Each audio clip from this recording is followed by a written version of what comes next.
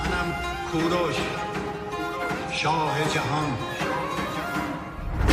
من کوروش و پادشاه جهان، شاهی من شادمان مردمان.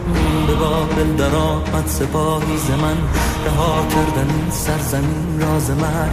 به بابل چو وارد شدم بی نبرد، سپاه من آزار مردم نکرد. من برده‌داری برانداختم، به کار ستم دیده پرداختم.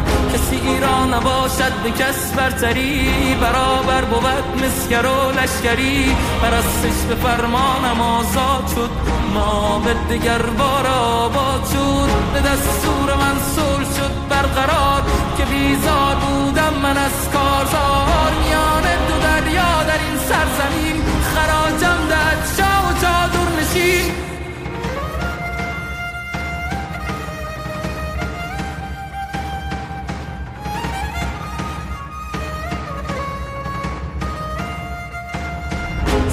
ساختم شهر ویران را، سپس خانه دادم با بارها. مرا در جهان مدیار آرامش است، به گیتی شکوفایی و دانش است. چه روزی مرا عمر پایان رسید، زمانی که جانم ز تن برکشید.